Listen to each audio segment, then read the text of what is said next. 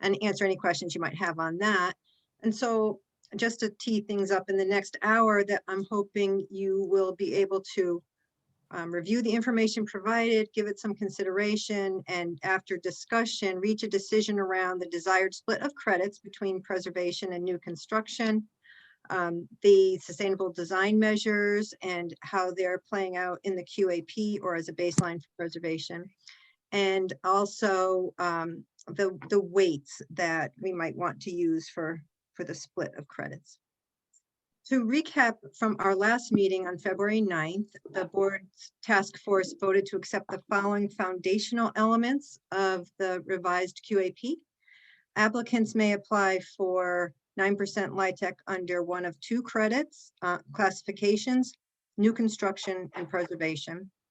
And additionally, we were establishing set-asides for nonprofit, housing authority, and unique opportunities. And we might want to consider how that will be set up. But today, there's three key discussion points that I've outlined in your memo. The allocation of credits, as I mentioned, between new construction and preservation, the focus of credits dedicated to preservation activities, and the recommendations from the Sustainable Design Work Group, both for the two classifications. So let's begin by considering the meaning of preservation, the percent of credits, and the preservation classification in general.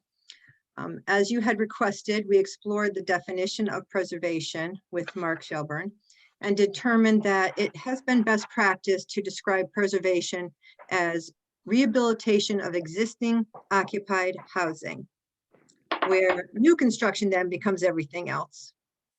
So to expand on that and move the discussion forward, I'd like to welcome Mark Shelburne to speak with us about preservation, its definition, the treatment of preservation applications, and the optimal split of credits between preservation and new construction.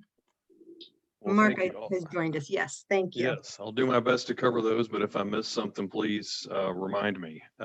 And so, yes, I've had several excellent meetings with Terry over the last few weeks where we've both learned from each other about different ways to do this work. And one of the things that came out of our last conversation was thinking about how to characterize the reason for the new versus rehab split. And the idea being that it's based on who the program is serving and not what structures might happen to be involved. But the focus, the question is on what tenant population is the housing credit serving?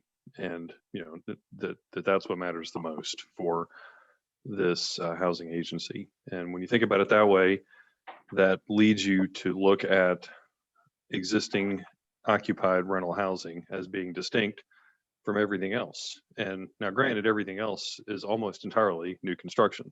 There are only a few other unusual outliers that fall into that category, one of them being excuse me, historic adaptive reuse. But again, the key is to think about, who are we serving and what policies make the most sense for them. And the split, and I apologize, some of you have been on previous meetings, and so you've heard this discussion before, so I'll try to summarize, but I recognize that others of you are new to this discussion.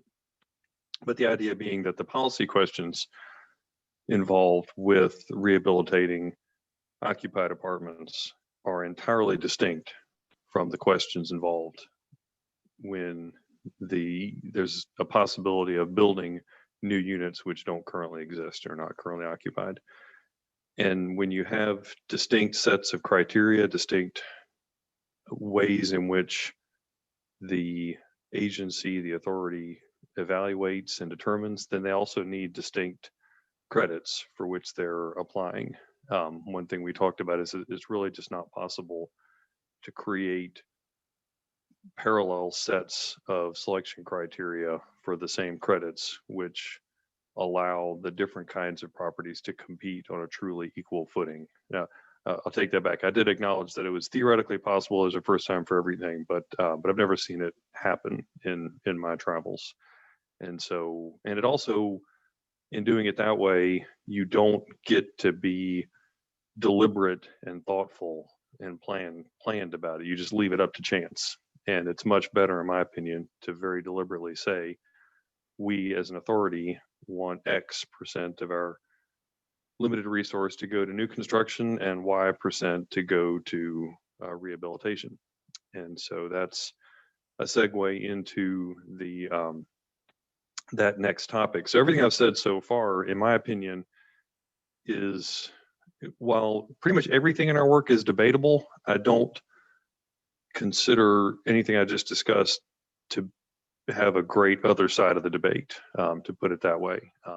But when it comes to the actual split, what percent to go into which use, for that, there are no good answers. They're just different choices that folks can make.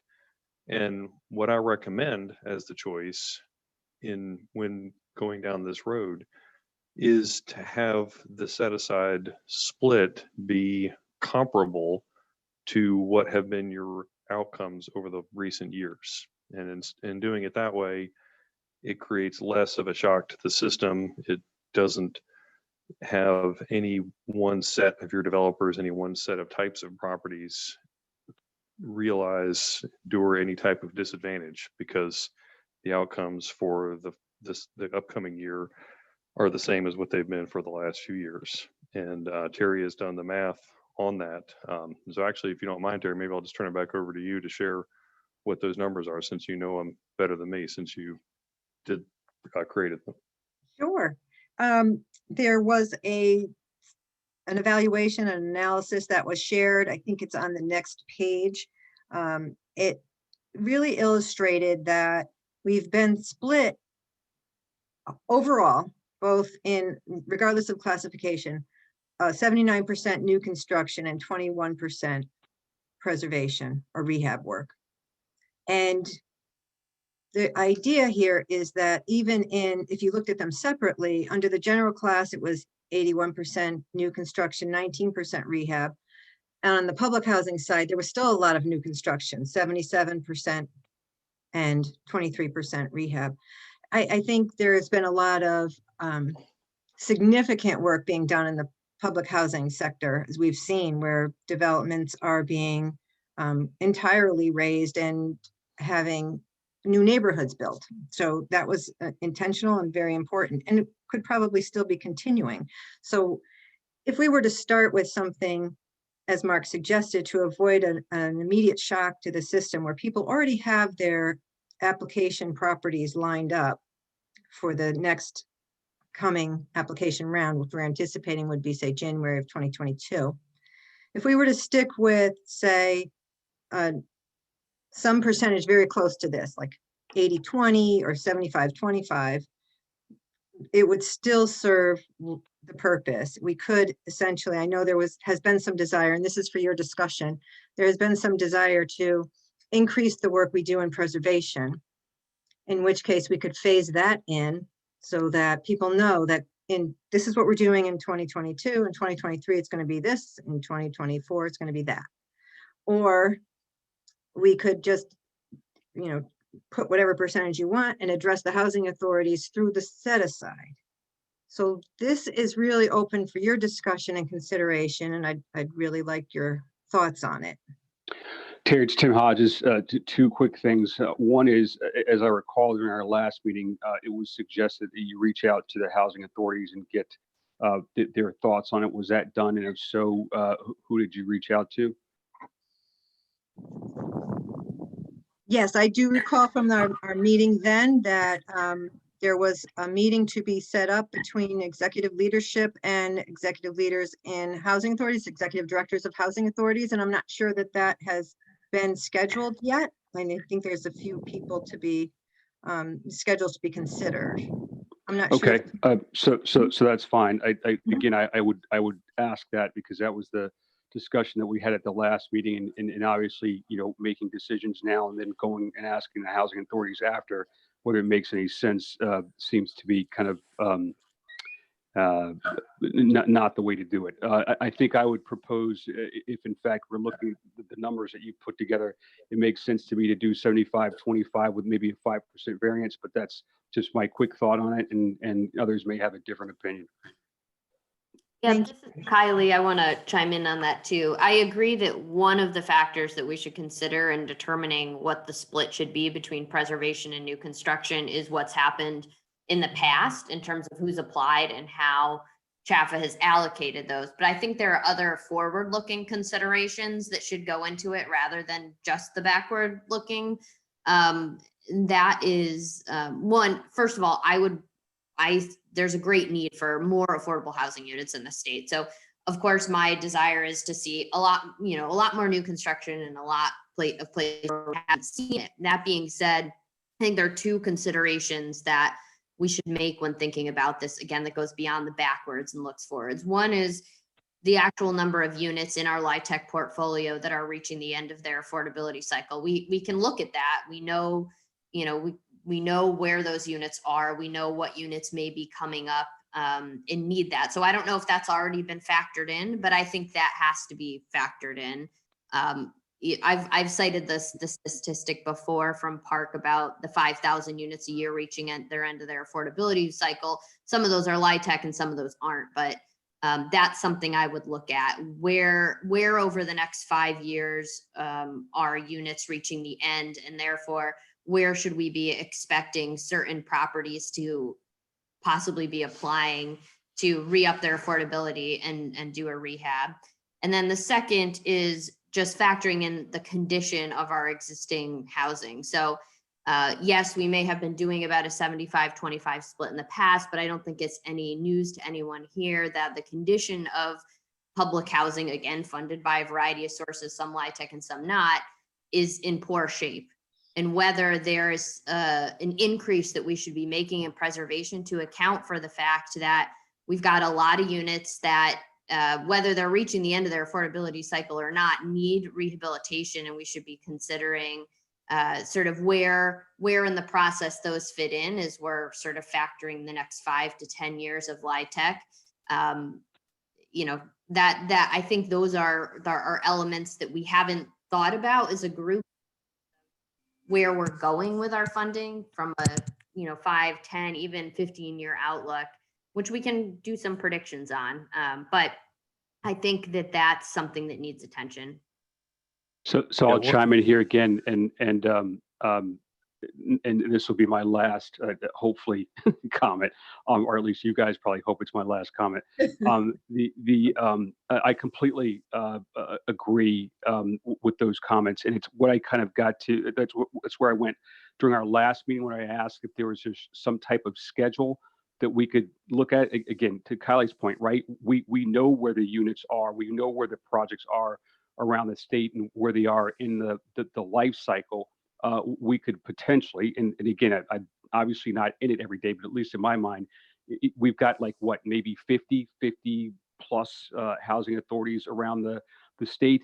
If there's a way to work with them to say, okay, you've got this many developments, this is a life cycle, and understand what the schedule is, it makes it a lot easier to kind of plan for that, right? And I think the housing authorities would know that as well, to say, okay, I've got this coming up in 3 years, I need to start planning now, right? We know that as well. They have more assurance that they'll be in that cycle and actually get the award in order to do the project. And then the next group that's up will know, well, the mine is in 5 years or whatever it is. But to the extent that we can work with only 50 plus, we should be able to do that, unless you're telling me the housing. And in fact, not all of them actually do a lot of development, right? There's only a few in the state that are actually really good at this. But to the extent that we can structure something like that, I think it helps both them and Chfa, frankly. Agreed. Mark, do you have any thoughts on this conversation? Mm-hmm. Yes. So it's difficult sometimes to talk about these topics because they're so interrelated, and the idea here that we've introduced was the new rehab split, but it is those decisions are absolutely connected to a lot of other considerations, including the ones that just came up. Having state agencies definitely, it's definitely a great idea to look at their overall portfolio of what they've invested in for condition and for affordability. And with affordability, there's actually two questions. There's the ones that are coming out of their 15 years and are no longer have a connection to the IRS. But we're actually getting to the point where there's the ones that funded 30 years ago are coming to the end of their affordability period. They're done. And so that's, you don't really think about 30 years actually happening, but eventually it does. And so that's definitely worth taking a look at and thinking about. Obviously, we can't wait on making policies now for that type of review. The march has to go on, but that is something that could happen in the near future, potentially, to inform future policies. The other consideration about that is which resource makes the most sense. As I see it, there's really a continuum of types of properties that, and the funding response varies. And so one of the ideas that you have in here is helping to address that point, which is to take the concept that Michigan has done for years. And as I understand, there's some of it that happens there, which is to say that if the applicant is requesting 9% credits, but it would work as a bond deal, then that's what it gets instead. So the deal still goes forward, just using a different resource.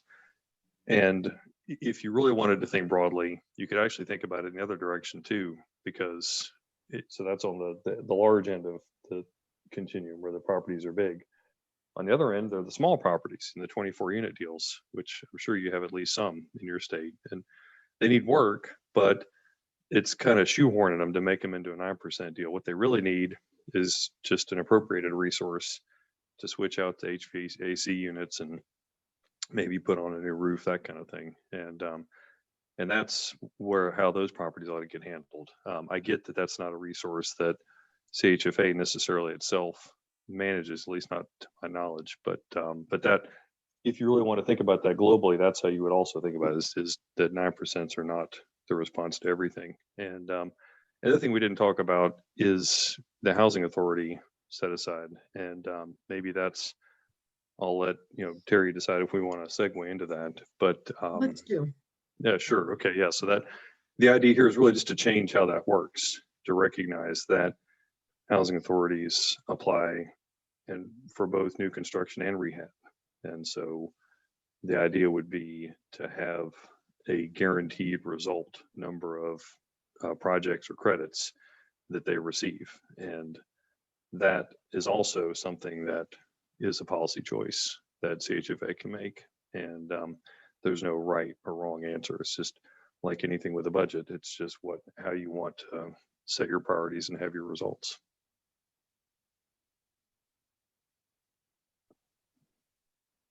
So how would we then, so if we say we were at the 75-25 split, just for sake of argument, and then how would we set aside for housing authorities, anybody that comes in under either of those two categories, whoever it is, we just make sure that we are funding, let's say, 3 housing authorities. Right. So what you would do is you'd run your point scoring, your selection criteria like you normally would, and you would see, well, do we have X number of awards that involve a housing authority that meet this criteria? And if so, then you're done. But if it so happens that the housing authority properties didn't compete well enough so as to have enough to reach that threshold, then you would skip.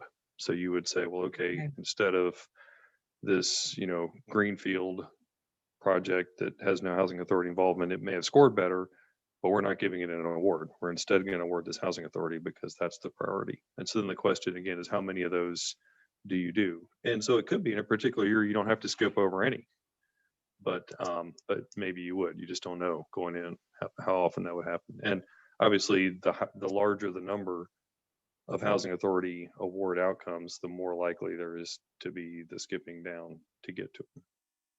Okay. So we typically do at least 3 a year, sometimes more. I don't know, what's everyone think about that so far? So Terry, Yes, just to make a comment, the housing authorities have, I don't know if you follow the legislations about expansion of yes, yeah. the mileages where they serve, Mhm. the areas where they serve. So they want it to be treated as any other developer.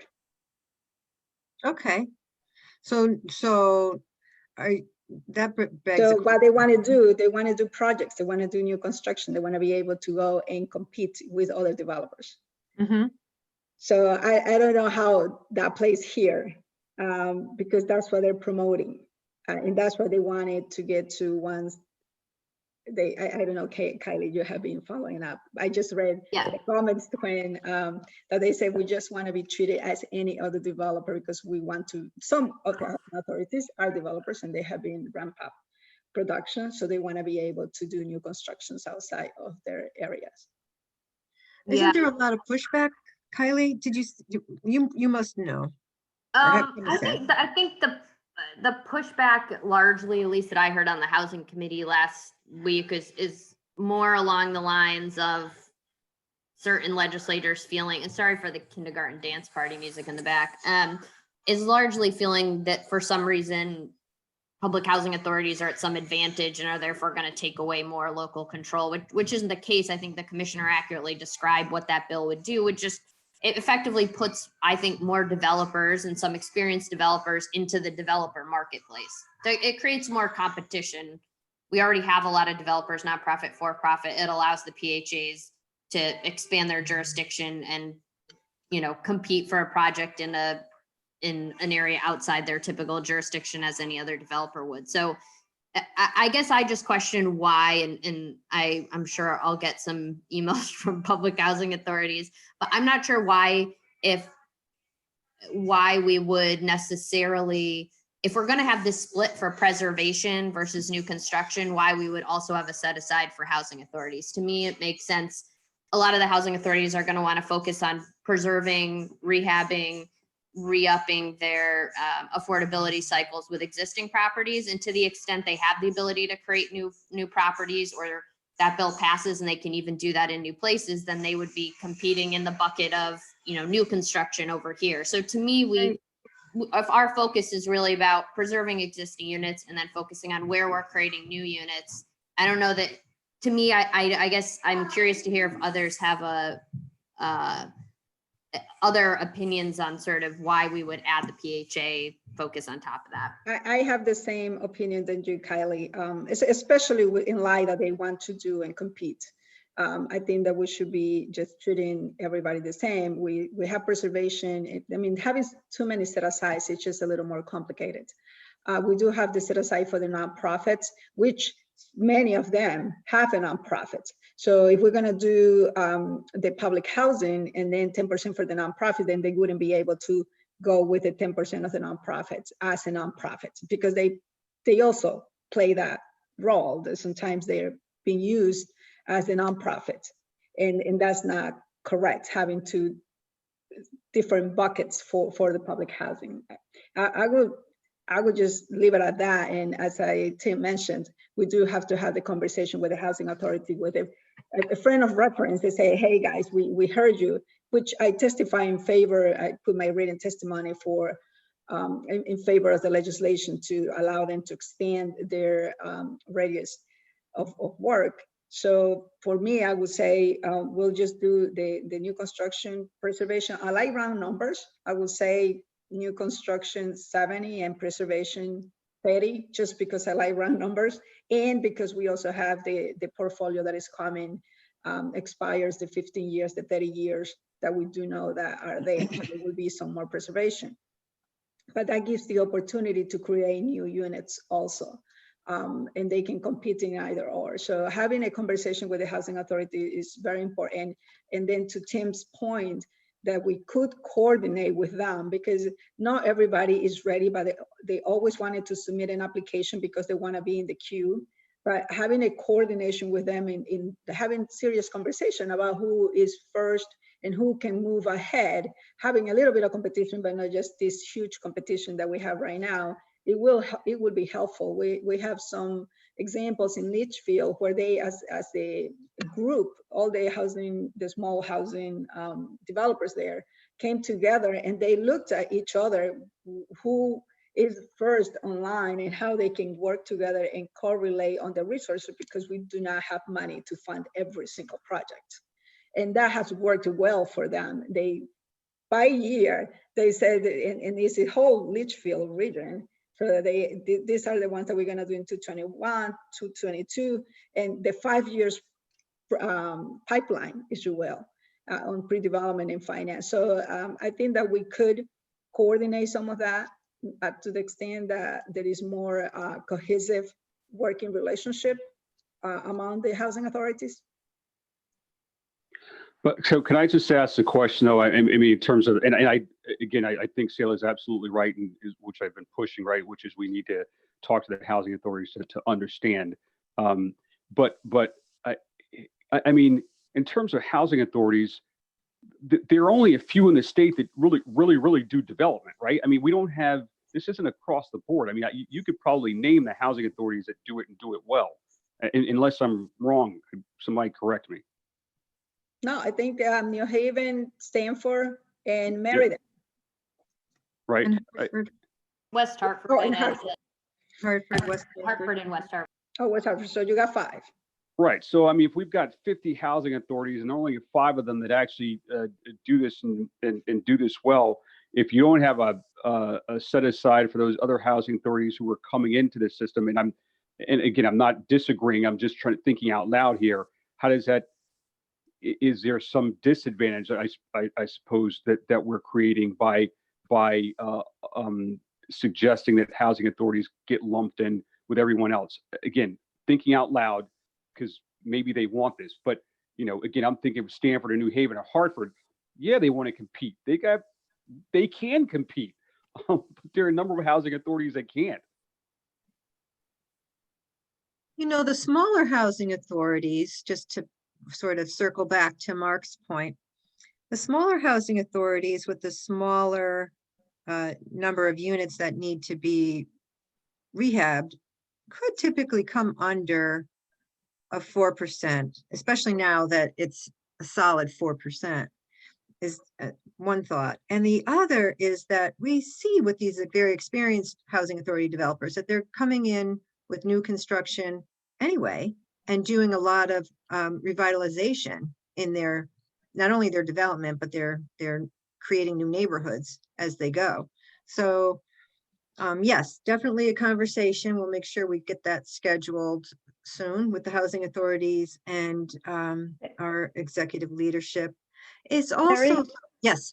I'm sorry to interrupt. Can I ask a quick question? When I look at this list and I see these deals, I see the public housing deals on the left. In the general class, 540 New Park in West Hartford, I thought that was a partnership between the West Hartford Housing Authority and the developer. Yeah. So that came in under general because it was not the nonprofit arm of the housing authority. Is that correct? It No? just didn't, it still scored well, but we always try to do the 50-50. And I think, we already had the 50% in the public housing class. And I think there was one other one. Sometimes they do come through that way. So they actually choose their own.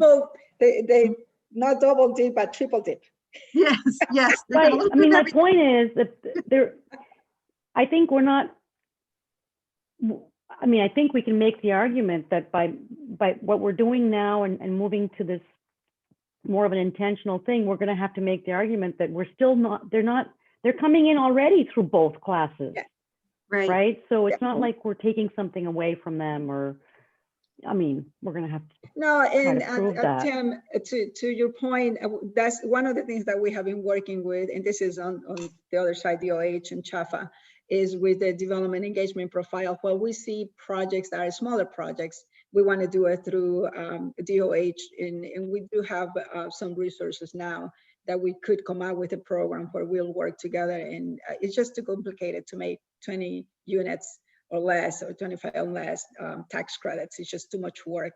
So that we're looking for ways that those projects will be financed, whether it's bond and some of the federal money that we have, and even 4%, so we can leverage those resources. Yeah, again, I agree. I would love for this to be simplified, because the 75-25 or 70-30.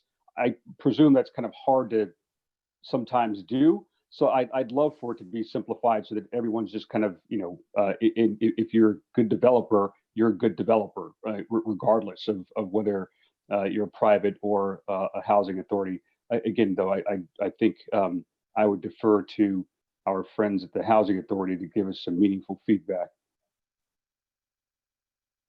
Are you most concerned, Tim, about the percentage applied to preservation, or the set aside that was being considered for housing authorities?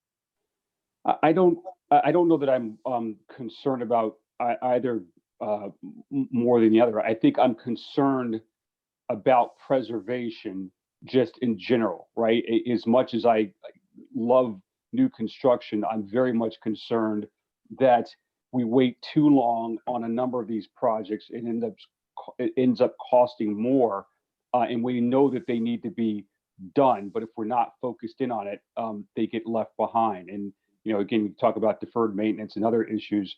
The longer you wait, the worse it gets, and we end up having to put more money into to fix up an old property where we could have had preventative maintenance, if you will, during the course of the 20 years or 15 or 30.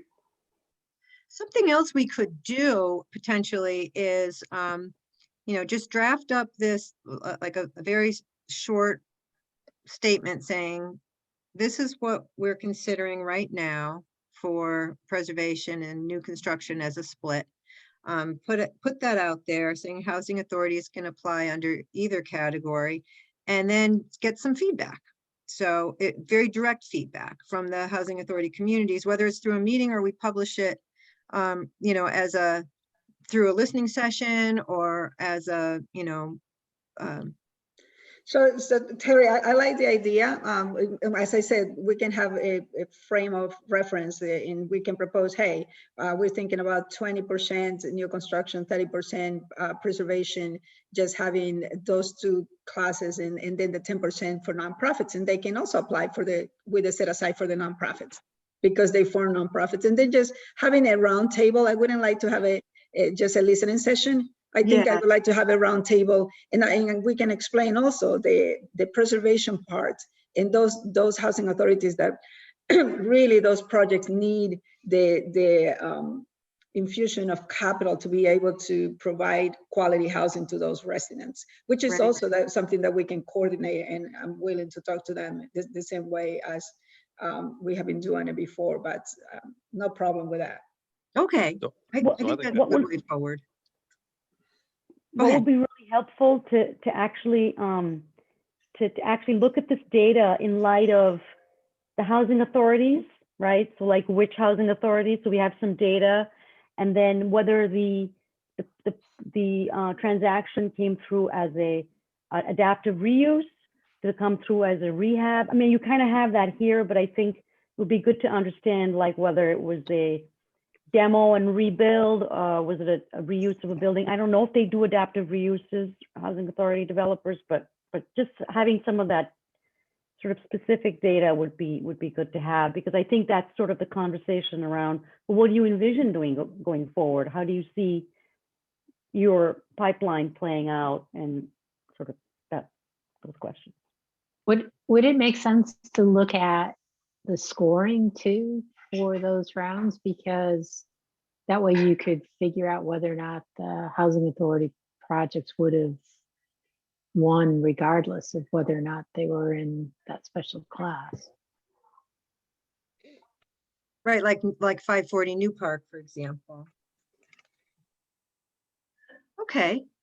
That's all good. We could set up a round table. We'll have the analysis prepared ahead of time. If I'm hearing correctly, we'll set up a round table, invite the key housing authorities that are large enough for this particular funding resource.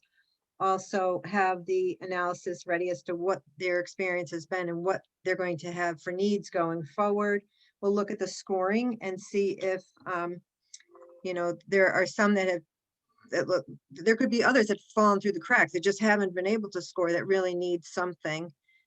And we could also consider the 4% for our smaller partners. And I also heard that we don't need the housing authority set aside, so I can definitely scratch that, and we can work on the other roundtable to communicate what we're thinking about in terms of preservation and new construction. Okay. So I think that's a great approach. And just as an FYI, I actually am agnostic about having a housing authority set aside. I just was offering a way for it to work if that was the consensus. But I think the discussion here has been really good. If you do come back around to concluding that you need some type of housing authority set aside or something like that in response to this upcoming feedback, one thing that I'm a big believer in all contexts is there being a trade-off, a consequence. And it could be that if, and in this case, it could be that in order to get this benefit, the housing authority has to acknowledge that that's the only project it's going to get that year, that it has no chance of getting anything else that particular cycle. So, you know, they get a benefit, but there's a consequence, there's a trade-off for it. So that's just something to think about, again, if you have to come back to it. So by contrast, I really do think that having something like the unique opportunity set aside that we've got in there does make a lot of sense. I actually recommend having something along those lines. And so I don't know, Terry, if you want me to talk about that some. Sure. Mm-hmm. Yeah, so the idea it's really a two-prong concept here. And depending on the audience, I may only talk about one, which is, they're both true. The one that I would talk about to anyone is that having this kind of allowance recognizes that no selection criteria, no matter how well thought out, how well informed, are perfect. There's always going to be some, not always, but there's always at least a possibility that there'll be some proposal which is very meritorious, really needs to go forward, but just doesn't get the points, doesn't meet the selection criteria. And so this gives you a way to acknowledge that reality. The other reason that, again, I don't talk about with certain audiences, but you know, we're all friendly insiders here, so I'll just go ahead and stake it out. There are times when the politics effectively mandates that a project gets an award. And I have no idea how often that happens in Connecticut, but if it's never, you guys are uniquely blessed because it happens all over the country all the time. And the people who are pressing for it couldn't care less about the scoring criteria. They couldn't care less about fairness, any of that. What they care about is the deal gets done. And this gives you a way to make that happen without having to cut other corners, create other problems. So that's obviously the less happy way to characterize this. But if you're faced with that circumstance, you're really happy to have the opportunity to use it. But again, even if that weren't the case, it can make sense, again, to recognize something that you didn't anticipate that really needs to happen. Hey, Mark, Tim Hodges again. Can I just clarify something you were saying before? So in terms of the housing authorities, you were suggesting if you get one, you wouldn't get the other, meaning if you have a housing preservation project, then you wouldn't also get a new construction. Is that what I heard? Well, what I understood to be is the initial proposal would be, the initial thought right now is to have no housing authority set aside. But if through various forms of feedback, you come back to the need to have something along those lines, what I'm proposing is that as a trade-off for that, for getting that benefit of an extra ability to get an award, that the housing authority recognizes that that's the only awards. They don't get to double dip. So that's again, just a way for it to work. It's not a recommendation. It's just a possibility. Yeah, no, and I think we should consider all those. That's one, at least off the top of my head right now, I probably wouldn't be supportive of. I mean, if you've got a good developer, and they're doing, and this is where the coordination comes in, Terry, right? Like if you can coordinate with the housing authorities and you say, okay, we've got these 3 projects or 2 projects coming up this year. If that housing authority wants to do a new construction that year, then yeah, maybe they're out, right? But for the years that you don't have a preservation project coming up, then yeah, maybe you actually apply for new construction that year. So I think that's where the coordination with the housing authorities could come in would be incredibly beneficial. Right. I think that early communication ties well to the developer engagement process and to our preliminary application concept that we are in the process of developing. I think that's something that the community has asked for, and it would give an opportunity to provide early feedback so folks would know whether this is the time to apply or not, and therefore not invest funds unnecessarily while they're waiting to get funded to do their development. So I think that's a really good point. Communication is key. Yeah, because some housing authorities, they accumulate their grants. They come for two rounds, and then they have another project. So they have 3 or 4 projects, and they're not moving those projects to closing because they're too busy trying to go through the rounds, get that accumulated, and then start working on it. And then the next round comes, so they want to be in the hopper because they just want to compete and make sure that they have resources for the next following years. They have projects. So in the coordination, we could eliminate some of that because they're also spending money in projects that they're not moving. Good point. Okay, so just to recap on that before we move on to sustainability, we will be convening a roundtable, inviting key housing authority developers, discussing the 70% new construction, 30% preservation contemplated split between the classifications, and additionally, just limiting ourselves to the 10% nonprofit set aside and the unique opportunity set aside, which may or may not be awarded in a particular year. It's at the discretion and level of urgency that's associated with the criteria that were outlined in the memo. So we'll set that up. And I'd like to move at this point to, if everybody's okay with that, to the sustainability. Harry, yes. Can we just talk about the unique opportunities? Oh, yes. I'm sort of- sorry. And, yes. and Mark's comment, which I found, I mean, do we really want a category for political pressure? That's for my well-being. That is I don't know that that's such a good idea. It's more Well, of a, it's more of a I second Kathy's concerns on that. I can think of a lot of other better justifications for using the unique set aside. I think I think we're all aware that there's political considerations in this, and the whole point of having a point system is to ensure that we're putting forth a policy as a state about how we want units to look, where we want to rehab versus anything else. And I don't think political considerations should ever, part of having a quasi entity, right, is that this is above those things. I do think, however, there are cases where, there's some last minute rehab that needs to happen or something like that. I would advise, while that flexibility is nice to have, that it's a very sparingly used in key cases where there's some problem that comes up or some unforeseen circumstances, basically. So Mark, for the political person that is here, so I have to say that I don't know what happens in the previous administration, but this administration really takes that very, very seriously, our point system, and not to manipulate or to put anyone on any with any projects. But having said that, Kylie, I think you have a great point, because there might be times that it's not for political reason, but it's for necessity and for being intentional in doing something in some communities. And I think for that reason, I would like to listen a little more. Yeah, I'm a staff guy. I don't like politics, but what you're hearing is having been on the receiving end of it in more than one state, and it's painful.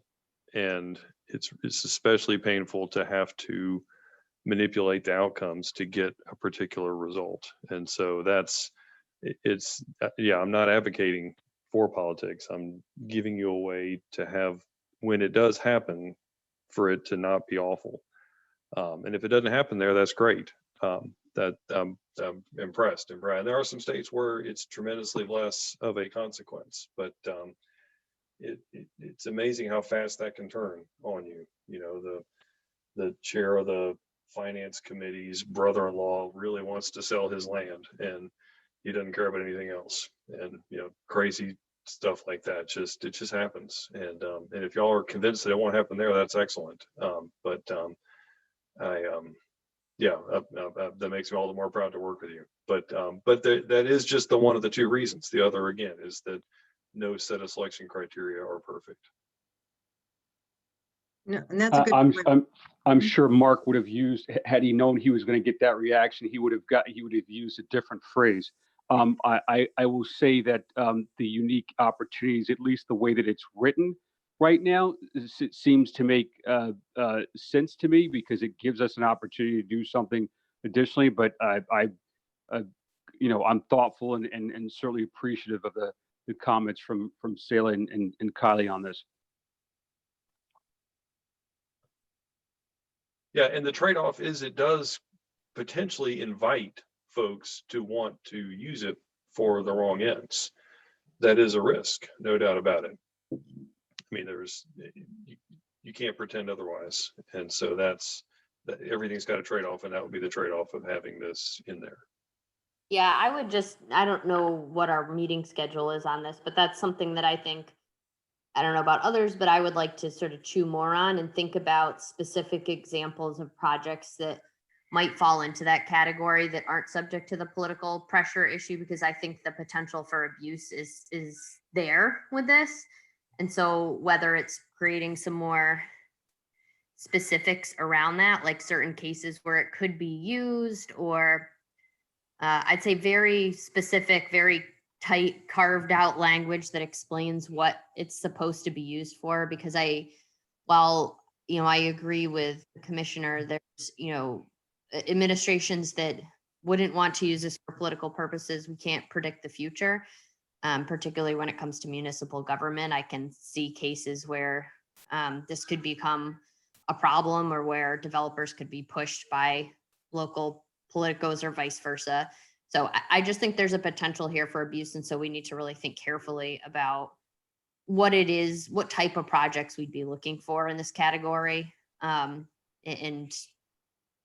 have some idea of what that is before we set that out there as a sort of open invitation. Let's carve this piece out then, and we'll have, you know, deeper discussion on it, and decide if it can be fleshed out in such a way that we want to include it, or if in fact it's providing too much of a risky opening and we're not willing to accept that, and we just take it out. It did seem to be like a really useful tool to be able to provide development opportunities to say a suburban applicant that we don't usually see, or an applicant that's doing significant community revitalization, something that's really important that didn't score well. But again, we can just carve this out for a deeper discussion, and you know, maybe have that sooner rather than later. We'll see. Yeah, so now that I'm thinking a little more and thinking about the things that I go through, Mm-hmm. It has been good to have a clear scoring in guidance, so that we don't get trapped into, oh, I have this, there is still this opportunity, and I have 5 people behind my back trying to get into that. So Kylie, you just brought it a good point, and I probably I wanted to get it out, because that will leave me room for actually not please a lot of people. Mm-hmm. Okay, fair enough. And, I mean, there might be a way to accomplish that too, just through the point system, rather than a separate sort of category where you know, for some extraordinary project parameters, you get a few extra points. And That makes Yeah, sense. you know, I think if we leave, I like simple things. And if we leave the 9% is not all, I mean, this is just one tool that we have to build housing. So there are other ways, and we can't try to fit every project into this little program. So there are other programs that we could do prioritization. So I think in more than, yes, let's just move on. Okay. All right, that's fair enough. And can I take, we only have about 5 or 6 minutes left, but can we take about that time and maybe a little bit longer to discuss the sustainability work group's recommendation? And if it turns, we need to have a deeper discussion, we could again carve out some additional time, but you'll remember that there was a sustainability work group that met for most of the end of last year, throughout the fall and into this month. Their goal was to examine and reevaluate the criteria by which sustainability design measures were scored and incentivized within the QAP. And at this point, I'd like to introduce Seema Malani, who's an architect and manager with CHFA's Multifamily Technical Services Group, and she will present the recommendations that were developed by this work group. They're a little bit technical, so Seema has the expertise and the background to be able to describe them. Seema, if you would. Yeah, sure. Thank you, Thank you. Terry. So I'll try to make it really quick. So we have these two set-asides, new construction and preservation. And for both those set-asides, we are looking to take a two-pronged approach, emphasize on both the front end of the project, which is application and award, and look at the back end, post-construction and into operations. So that's how we set these different, subcategories under both preservation and new construction. So first here is new construction. So the first one is energy conservation. So we want to make sure that we are conserving energy. So we are building buildings that consume less energy. And we have these 3 different tiers. And the top tier has passive house as one of these standards. It's a performance-based index. HERS rating is primarily guiding us. And we are trying to provide flexibility to the energy consultant, to the developer, to see what might fit best for them. So that's how we are setting this tier up. Terry, do you want to move to the next one? Sure. Then we have the green building. This is little more than just energy. It's looking at all the other components, the materials, the community. So we have 2 tiers here. These are all nationally recognized programs. So that's how they are set up. The third one is the renewables, electrification, and resiliency. Here we have PV, and we are trying to incentivize all electric building because that helps us set the stage for, net zero later down the line as things become available. And here I also wanted to share that we are in discussion with CT Green Bank and they have a program called the Shared Clean Energy Facility, SCAF program. And we are in discussion with them and trying to see how we could use that program and create a partnership where it may benefit our light tech projects. Then we are introducing a backup requirement, backup power requirement. Resiliency is a big push these days, so that's where we are going with that. Terry, if you just move back, I'll just share one more thing. Then there is an additional point for battery storage or fuel cell. Those are up and coming technologies. Right now, they're a little more expensive than doing a backup generator set, but I think we really need to recognize it and give it additional point. Next is the operations and resiliency part. This is where we get into the back end of the project. We are trying to incentivize owner to pay a portion of the utilities that they are best able to control. They pay for them, and the rest of it goes on to the individual, tenants. So for doing that, they get 1 point, and we are really trying to get commissioning done because that dictates the health of our building stock. And only if we can measure stuff can we manage them. So I think that is critical to ensure the health of our building assets and our investments into all of this. And the last one is the digital literacy and connectivity. We are trying to incentivize high-speed broadband access to units. I think it's critical in this day and age. One can do very little without high-speed broadband, and doing it when the building is getting built is probably the best time, and it's the most cost-effective way to get the infrastructure set up. So there's 1 point for that. And these are just some definitions for benchmarking and commissioning. And as I was referring to the partnership with CT Green Bank, so we are trying to encourage our applicants to enroll into SCAF programs, or at least talk to CT Green Bank and how their proceeds from that program, can help finance, finance some of their LIHTC portion.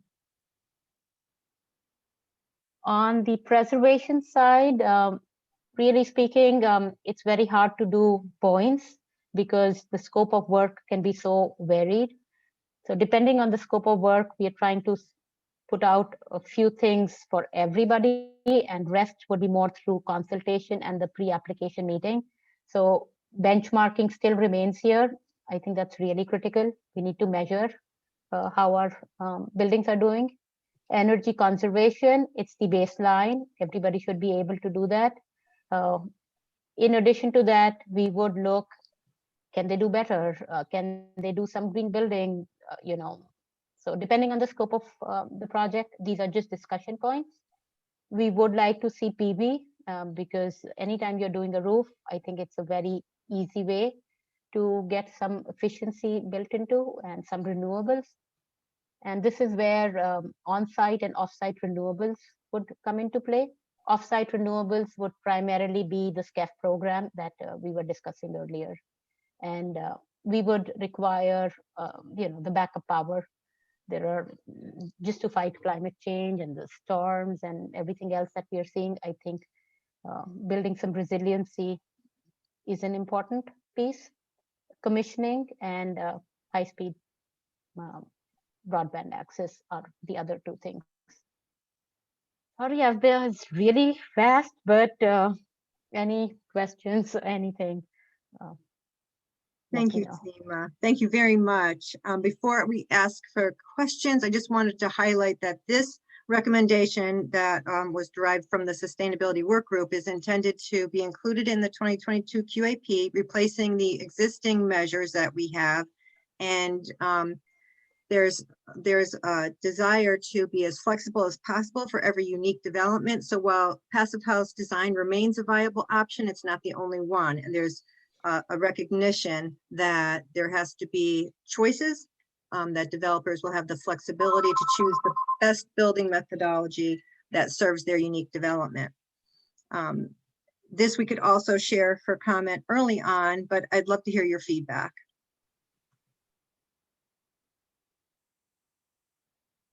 I just want to say that having been on that sustainability work group, I just really want to compliment Seema and her team, because I feel that this was really well thought out and really thorough, good job. So, thank you for really putting so much effort into this. Thank you so Thank- much, Kathy. All right, if no other comments? All right, so I will summarize briefly.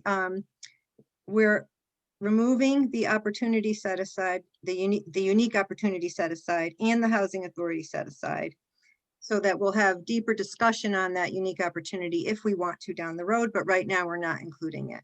We will be utilizing this recommendation for the coming QAP, and we will be setting up a roundtable with the housing authorities to discuss a 70-30 split in the new construction set aside and the classification, I'm sorry, and preservation classification. I think, Terry, I agree with that. I think we were also discussing though with the housing authorities about being taken out of a special category altogether, right? Which is you guys have asked for a level playing field. This is what we're providing. Are you sure this is what you really want? Okay. Gotcha. All right. Okay, so Terry, we need to approve the minutes from the previous meeting Yes, before please. we adjourn. Mhm. So can I have a motion to approve the January 28th, 2021 meeting and the February 9th, 2021 special meeting? Move. Second. Any discussion? This is Kylie. I need to abstain from the January 28th approval since I wasn't there most of that meeting. Okay, thank you. All in favor, say aye. Aye. Motion carries. Terry, anything else? No, that's it. If you are. One more amend- set. if you Sorry, are- there's one more set of minutes that we have to approve. Thanks, Amy. The special, okay, then I have a motion to approve the February 9th special meeting minutes. Moved. Second. All in favor? Aye. Aye. Motion carries. Thank you, Amy. Thank you. Any comment, anybody else before we adjourn? Just one question. Are we meeting again to discuss any other recommendations or what's sort of the next steps? Terry? Our next scheduled meeting is for the March board meeting, so right after the March board meeting. In between, we'll be doing the roundtable. If you want to meet before the March meeting, please let me know. Be happy to set something up to have a meeting in between so that we're meeting more frequently and can move things a little more quickly. So would you guys like to meet right after the meeting, like a couple of days after the housing authority? So just we would talk, or just want to wait until the following meeting in March? I'd prefer to meet if we can, particularly so we can get feedback and figure out what our strategy is going into the board meeting. But if that can be done by email, I'm fine with that too. All right, so we can even set up a 30 minutes conversation and we can just go Okay. over an update. Perfect. Thank you. Perfect. Thank you so much, everyone. Thank Have a you. motion to adjourn the meeting? Move. So moved. And second, and all in favor, say aye. Aye. Aye. Thank you. All right, meeting everyone. adjourned. Thank Thanks, you. everyone. Bye. Bye.